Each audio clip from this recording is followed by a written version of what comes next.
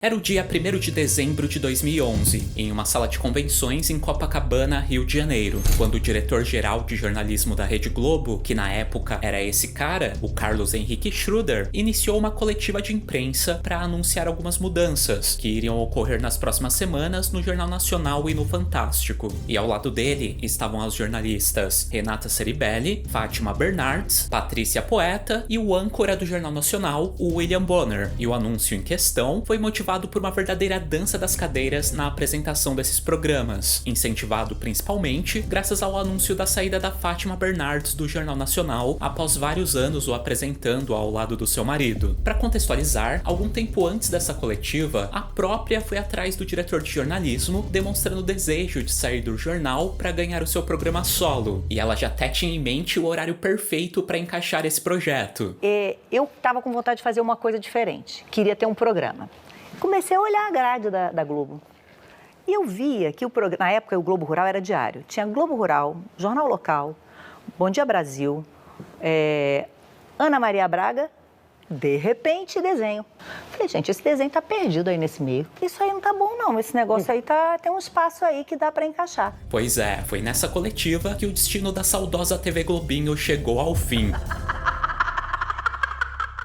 Desse momento em diante, não passaram 6 meses para a ideia da Fátima Bernardes realmente sair do papel, extinguindo assim uma tradição que esse canal tinha desde a sua fundação, a tradição de exibir programas infantis, educativos e desenhos animados todo santo dia pela manhã, uma tradição que marcou gerações de crianças que, assim como eu, pegavam logo cedo seu leite com Nescau e pão com manteiga para ficar colado na frente da televisão e que tinha um público fiel, visto que a TV Globinho na época ainda era o principal e mais visto programa para as crianças do nosso país, o principal e também um dos mais duradouros. Desde o seu surgimento como uma emissora de TV fictícia, pertencente a uma também cidade fictícia e comandado por várias crianças, passando pela fase onde várias garotas bonitas se revezavam na sua apresentação, até chegarmos nos seus anos finais, onde casais de atores apareciam para anunciar os desenhos animados, foram 12 longos anos de exibição ininterrupta todos os dias pelas manhãs, e 12 anos de muitos desenhos. Podemos colocar na lista todas as temporadas de Dragon Ball, incluindo a clássica Z e GT, as 5 primeiras temporadas de Digimon, Jack Chan, 3 Espiãs Demais, incontáveis sagas de Power Rangers e muitos outros desenhos, séries e animes que continuam aí, muito vivos na memória afetiva de muita gente que cresceu assistindo esse programa. E se você também é uma das pessoas que guardam boas recordações dessas animações, saiba que você teve sorte, pois por muito pouco, esse programa, que se tornou sinônimo de desenhos animados aqui no Brasil, quase que não teria desenhos. Essa aqui é uma matéria de um jornal publicado em meados de 1999, quando a TV Globinho ainda estava sendo planejada, e onde o diretor do projeto na época falou isso aqui, ó. Ele disse que os desenhos animados não tinham a cara do canal, e ele falou isso porque a ideia era que esse programa não fosse composto por animações estrangeiras, mas sim somente por séries e novelinhas nacionais, como o Sítio do Pica-Pau Amarelo, que aliás estampa a matéria com uma foto do Monteiro Lobato. Pois é, foi por muito pouco que ao invés de termos crescido assistindo Caverna do Dragão e Dragon Ball, nós teríamos assistido coisas como um capitão de submarino com cabelos e bigodes vermelhos se aventurando em alto mar, um garoto que possuía um foguete debaixo da cama e iria todas as noites explorar o espaço, e até mesmo um live action da Turma da Mônica, onde os personagens seriam vividos por pessoas fantasiadas como os personagens. E olha que eles chamaram um time de peso para desenvolver esses projetos, como o Cal Hamburger, o criador do Castelo Rá-Tim-Bum, a Mariana Caltabiano, a criadora da Zuzubalândia, e obviamente o rei do conteúdo para crianças no nosso país, o Maurício de Souza. E o porquê da ideia de uma TV Globinho com conteúdo 100% nacional e com um time de peso não ter ido pra frente e termos acabado com um programa que só exibia desenhos animados estrangeiros é algo que a gente só pode descobrir, obviamente, conhecendo a sua história e os seus bastidores. E uma história que, convenhamos, foi da ascensão à decadência literalmente. Vocês vão ter que concordar que a TV Globinho nos seus últimos anos estava praticamente vegetando, com apresentadores muito ruins e com trocas constantes de desenhos. Tinham séries que saíam do ar após uma semana da estreia, era impossível acompanhar os episódios. E hoje nós também vamos tentar entender como eles conseguiram estragar completamente um programa que em si não tinha segredos. Ele só precisava passar bons desenhos. Como alguém conseguiu destruir algo tão simples? Bom, mas antes não tem um jeito melhor de começar a nossa história do que com aquela musiquinha musiquinha que embalou nossas manhãs por tantos anos. Globinho, oferecimento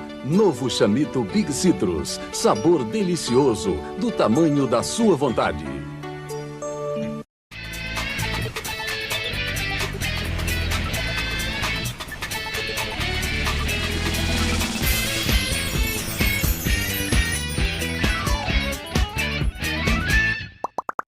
Bom, pessoal, se existiu uma pessoa que foi responsável pelo fim da TV Globinho, a terrível Fátima Bernardes, obviamente também existiu a pessoa responsável pela sua criação. E aí, você sabe graças a quem esse programa foi criado? Então, se esse programa marcou a sua infância, você deve ser grato a esse cara, o senhor Roberto de Oliveira, excelente profissional dos bastidores da TV e já com passagens na TV Cultura, onde ele ficou da metade dos anos 80 até o começo dos 90, e do próprio Grupo Globo, onde ele foi a pessoa por trás da implementação do canal Futura, ou seja, com grande experiência em programação infantil e educativa. No final dos anos 90, ele acabou sendo remanejado para o cargo de diretor de desenvolvimentos de projetos da TV Globo. O cara queria ficar por trás da criação dos novos programas. E assim que ele chegou nessa função, ele já se deparou com um grande problema. As manhãs do canal, que se resumiam ao programa infantil da Angélica, estavam indo bem mal das pernas, e até passando sufoco perante a concorrência. E ele então ficou responsável por desenvolver algo novo para esse horário para tentar reverter essa situação. E sim, realmente o programa infantil da Angélica dessa época era um assunto muito complicado. Ele passou por vários formatos e diretores diferentes, e nunca encontrou um estilo próprio e que fizesse realmente sucesso. Ele tentava meio que ser educativo e adolescente ao mesmo tempo, e no fim só terminava numa grande bagunça. Sem falar que os melhores desenhos na época estavam no SBT. O SBT tinha uma parceria com a Disney e posteriormente também com a Warner, que eram os estúdios que faziam as animações de maior qualidade da época. E pra Globo, acabavam sobrando desenhos mais alternativos, vamos dizer assim, que eram bons, mas nada comparado à Disney. Daí some isso ao boom que a Eliana, já na Record, ganhou em 1999 com o fenômeno Pokémon, e o resultado é que tinham dias que o programa da Angélica ficava em terceiro lugar no Ibope, perdendo feio pro Bom Dia e Companhia e também pra Eliana. E a forma que o Roberto de Oliveira pensou para reverter esse problema foi depender menos de atrações estrangeiras. Segundo a matéria que a gente viu lá no início, ele achava que desenhos animados podiam ser exibidos por qualquer canal, ou seja, eles não traziam uma identificação direta com o público. Já algo que fosse produzido no próprio país traria sim uma identificação maior. Ele obviamente estava se baseando nos programas infantis da TV Cultura, como Castelo Rá-Tim-Bum e Cocoricó, e a ideia dele era fazer esse horário da manhã ser uma espécie de TV Cultura da Globo. Ele queria que as manhãs desse canal fossem preenchidas apenas por séries infantis nacionais, e que essas séries fossem exibidas como se fizessem parte de um canal infantil dentro da Globo, algo como se a Globo saísse do ar pela manhã e no seu lugar entrasse uma emissora só para crianças, e por isso, para essa ideia, ele deu o nome de Globinho. Então, a Globo já teve um programa chamado Globinho entre as décadas de 70 e 80, porém, não era bem um infantil, mas sim uma espécie de jornalzinho educativo para as crianças, com tudo que um jornal tem mesmo, com matérias, notícias esportivas e coisas do tipo. Já o Globinho, planejado pelo nosso amigo Roberto, seria como uma emissora de TV que iria exibir vários seriados infantis nacionais, como se fosse uma emissora à parte, ou seja, apesar dos nomes, as ideias eram bem diferentes. Já para compor o tanto de atrações que esse programa iria precisar, uma vez que os desenhos seriam retirados, o cara foi só atrás da nata de conteúdos infantis brasileiros daquela época. Ele trouxe a Mariana Caltabiano, a responsável pelas séries Zubalândia e que tinha grande experiência na confecção de bonecos, o Cal Hamburger, que dirigiu o clássico Castelo Rá-Tim-Bum e posteriormente desenvolveu o Disney Club pro SBT, e como não poderia faltar, ele também fez um contrato com Maurício de Souza para transformar a Turma da Mônica num programa live action. E tudo isso começou a ser desenvolvido tendo como estimativa a estreia para as férias de julho de 1999. E aí começaram as produções. A Mariana, por exemplo, desenvolveu a Garrafinha e foi colocada para trabalhar com a Angélica para o desenvolvimento de uma série onde ela iria interagir com bonecos, que acabou se tornando a Flora Encantada. O Cal Hamburger desenvolveu uns 2 projetos, um que se chamaria Capitão Sardinha e Marujo Pimenta, que seriam vividos pelos atores Stênio Garcia e Cássio Escapim, respectivamente, onde eles se aventurariam dentro de um Submarino, e também uma outra chamada O Garoto do Espaço, onde uma criança teria um foguete escondido debaixo da cama e durante a noite iria viver aventuras em outros planetas. Já a Turma da Mônica iria ser uma série live action com pessoas usando fantasias dos personagens. Aliás, o cenário do bairro do Limoeiro chegou a ser construído. O Maurício de Souza, em sua autobiografia, chegou a contar sobre esse projeto, e que ele foi pessoalmente ver como estava o andamento, onde ele viu o cenário e achou que tinha ficado realmente perfeito. Outro nome de peso que iria compor essa programação dessa Globinho seria o clássico Sítio do Pica-Pau Amarelo, que sim, teve seu planejamento iniciado ainda em 1999. Já para juntar tudo isso, a ideia era manter a Angélica como alguém importante nessa emissora fictícia, talvez como uma apresentadora das séries que seriam exibidas. E para acompanhá-la, eles pensaram em algo no estilo Sete Anões, mas vivido por 7 crianças, que mais tarde iriam se tornar o primeiro time de apresentadores do que viria a ser a TV Globinho. Bom, uma ideia interessante, mas bem difícil de ser concretizada, né? Não é à toa que ela acabou demorando mais tempo do que o Roberto esperava e acabou sendo adiada. Algumas séries que já estavam prontas acabaram sendo lançadas no programa da Angélica mesmo, como Garrafinha e Flora Encantada. Porém, a ideia do Globinho não foi descartada e apenas jogada para o próximo ano. Só que aí surge o primeiro baque no projeto. O seu responsável, o Roberto de Oliveira, por algum motivo acabou saindo da Globo no ano 2000. E é aí que o seu Globinho se modificou ao ponto de virar uma coisa completamente diferente do que ele havia planejado. Bom, só fazendo um parênteses aqui, é legal falar que o destino do Roberto após sair da Globo foi a Band, onde ele criou o programa Band Kids, apresentado pela Kira. Ou seja, a gente não teve o Globinho, mas teve algo bem melhor. Mas voltando à Globo, o projeto do Globinho foi passado então para um outro diretor, o diretor chamado Roberto Talma, que por sua vez tinha mais experiência com novelas. E ele partiu então da ideia da emissora fictícia, a Globinho, que nesse momento já se chamava TV Globinho, para criar uma comunidade toda em volta dela, surgindo assim uma cidade, a Bambuluá, que acabou se tornando então o centro do projeto, pois na cidade existia a emissora, poderia haver um porto para o submarino lá do Capitão Sardinha do Cal Hamburger zarpar, ou seja, tudo poderia ter ela como ponto de partida. E foi assim que surgiu o projeto da Cidade dos Sonhos, a Bambuluá, que posteriormente também ganhou um time de heróis para protegê-la, os Cavaleiros do Futuro, e também uma historinha própria em sua volta, uma historinha ao nível novela, que era a especialidade do seu novo diretor, e que finalmente, após muito planejamento, saiu do papel no dia 9 de outubro do ano 2000. Já as séries infantis que estavam sendo desenvolvidas para ele, muitas delas, que já estavam no estado avançado de desenvolvimento, foram sim jogadas dentro do programa, mas numa versão mais reduzida, incluindo aí a Garrafinha, que já fazia parte do programa da Angélica, alguns quadros da Turma do Penadinho e Jotalhão da Turma da Mônica, algumas séries de bonecos como Escavoca Escavoca, a ideia do Capitão do Submarino, que acabou tendo seus protagonistas trocados para 2 crianças e virou As Aventuras de Zeca e Juca, e o Sítio do Pica-Pau Amarelo, que sim, estreou dentro do Bambuluá. Já a emissora fictícia teve a ideia dos seus apresentadores, estilo Sete Anões, mantida. Aliás, essa TV Globinho original era muito interessante, pois além dos apresentadores fazerem tipo um jornalzinho, com matérias e entrevistas nas ruas, eles também faziam sketches de humor que se passavam nos bastidores. Era um programa bem criativo. 5, 4, 3, 2, 1...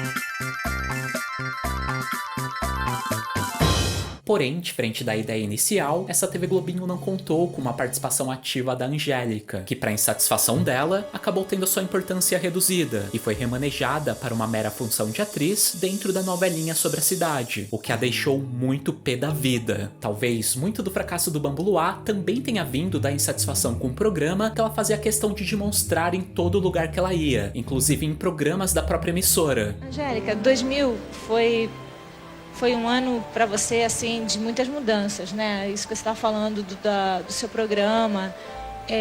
Inclusive a gente teve a possibilidade de ler que você estava um pouco chateada de terem deixado do lado os teus desejos, tipo, não respeitarem a tua vontade. Você deixou claro para os profissionais, para as pessoas que trabalhavam com você o que você queria. E eu acho que eles não foram muito claros com você. Eu realmente não é uma coisa que não me agradou. Com certeza eu passei isso para todo mundo e eu acabei falando também isso. Mas tinha que falar. e pela novelinha não ter caído no gosto do público, pelo programa ser uma colcha de retalhos, e devido à insatisfação da apresentadora, não é à toa que ele não teve vida longa. O Bambu Luar chegou ao fim em dezembro de 2001, um pouco mais de um ano após o seu lançamento. Já às manhãs do canal, a Globo decidiu dar um outro destino. A Angélica não queria mais saber de infantis, e partiu para as tardes para apresentar o videogame. Porém, uma outra loira estava muito interessada no horário, até porque, na época, ela estava bombando com DVDs de músicas infantis. Pois é, a ideia era fazer com que a Xuxa ocupasse o lugar do Bambu Luar. Inclusive, a Marlene Matos foi designada para desenvolver um novo programa para ela, que iria ocupar a manhã toda. A TV Globinho nessa quase que ia pra vala junto com o resto da cidade. Porém, bem nessa época, a Xuxa rompeu a sua parceria com essa diretora, o que acabou atrasando a produção dessa nova atração. E como não havia nada para pôr nesse horário devido ao fim do Bambu Luar, para o começo de 2002, eles decidiram manter a única coisa desse programa que realmente tinha dado certo, e que era a TV Globinho. Pois é, foi aí que a TV Globinho virou um programa próprio, e a princípio com um time de apresentadores originais, as crianças que a gente comentou anteriormente, e com os quadros e sketches que eles já faziam. O que não era para ser algo definitivo, mas sim apenas um tapa-buraco, até porque, lembrem, a Xuxa estava desenvolvendo um programa para esse horário, um programa que no fim não acabou ficando tão grande quanto a emissora pensava. O Xuxa no Mundo da Imaginação não tinha como ocupar a manhã toda com o tipo de conteúdo que ele trazia, e por isso eles decidiram não só manter, como também dar uma repaginada na TV Globinho, para deixar toda a manhã com cara nova. E foi em outubro de 2002, junto com a estreia do Xuxa no Mundo da Imaginação, que entraram um time de apresentadoras que se revezavam a cada dia da semana. O primeiro time foi composto pela Graziella Schmidt, Giovanna Tominaga, Elida Muniz, Stephanie Brito e Fernanda Freitas. Mas posteriormente, outras foram entrando pro revezamento, como a Maite Piragibe, Letícia Colin, dentre outras. Pra mim, essa foi a fase do programa que mais me marcou, e os desenhos dessa época também foram os que fizeram mais sucesso. Foi nessa fase que chegaram o Yu-Gi-Oh!, Bob Esponja, Hantaro, As Aventuras de Jack Chan, enfim, saudades dessa formação. E aí, curtiram os desenhos?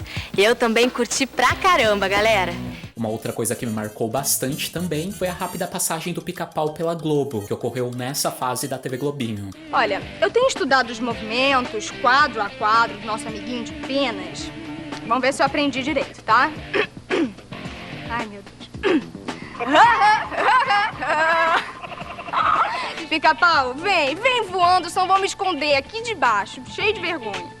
Mas como tudo que é bom dura pouco, infelizmente em 2004, a Xuxa finalmente conseguiu se apossar de toda a manhã, eliminando assim a TV Globinho diária e a deixando somente aos sábados. O TV Xuxa durou 3 anos no ar, de 2005 até 2008, que foi quando ele saiu por baixa audiência e deu lugar à volta da TV Globinho, dessa vez apresentada apenas pela Giovanna Tominaga, e que ficou à frente do programa durante todo o ano de 2008. Aliás, a TV Globinho voltou com tudo nesse ano de 2008. Olha só essa chamada com os desenhos que o programa passou a exibir quando voltou a ser diária. Só coisa boa. 2008 na TV Globinho. Novos desenhos e muito mais diversão pra garotada. É o nosso dia de sorte. Fique ligado porque o Quarteto Fantástico vai entrar em ação e a galera de Sigma 6 vai encarar missões alucinantes. Quem está comigo?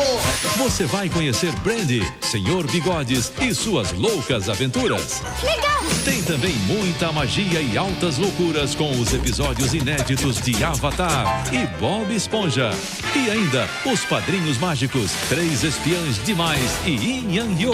A partir desta segunda, tem muitas novidades esperando por você na TV Globinho. Já em 2009, houve novamente uma nova mudança, que foi a entrada de duplas se revezando na apresentação. Duplas essas geralmente compostas por atores adolescentes da casa, como a Mariana Rui Barbosa, que ficavam ali interagindo entre as exibições dos desenhos. Essa fase eu confesso que não acompanhei e também não curtia muito. E sinceramente, não dá nem pra gente listar o tanto de duplas que ficaram se revezando ali entre 2008 até 2011 e 2012 mais ou menos, porque foi muita gente. Pelo menos na minha cabeça, essa foi uma fase muito confusa desse programa. Mas nos meses finais, a TV Globinho já tinha acabado com isso e deixado apenas uma dupla fixa, que foram o Emílio Surita e a Letícia Navas, os últimos apresentadores que esse programa teve, os que jogaram a pá de cal em algo que, convenhamos, já estava meio falido. Nos seus meses finais, a TV Globinho já não era mais como antigamente. Eu lembro que eles trocavam bastante os desenhos sem nem esperar eles terminarem. Era impossível ficar acompanhando. Porém, houveram sim alguns últimos sucessos, principalmente no quesito séries. infantis, como Os Feiticeiros de Waverly Place, Jonas Brothers, iCarly. Já os desenhos, os últimos que lembro de terem sido bastante comentados foram Os Pinguins de Madagascar, Gormit e Phineas e Ferb. Acho que esses foram os últimos respiros da TV Globinho. Até que chegamos no fatídico junho de 2012, quando o projeto da Fátima Bernardes, anunciado lá na coletiva de imprensa que a gente citou no início, finalmente saiu do papel, eliminando definitivamente a TV Globinho diária. O programa ainda continuou sim, sendo exibido aos sábados de manhã, mas já sem apresentadores, sem muita repercussão e mais focando em filmes do que desenhos animados.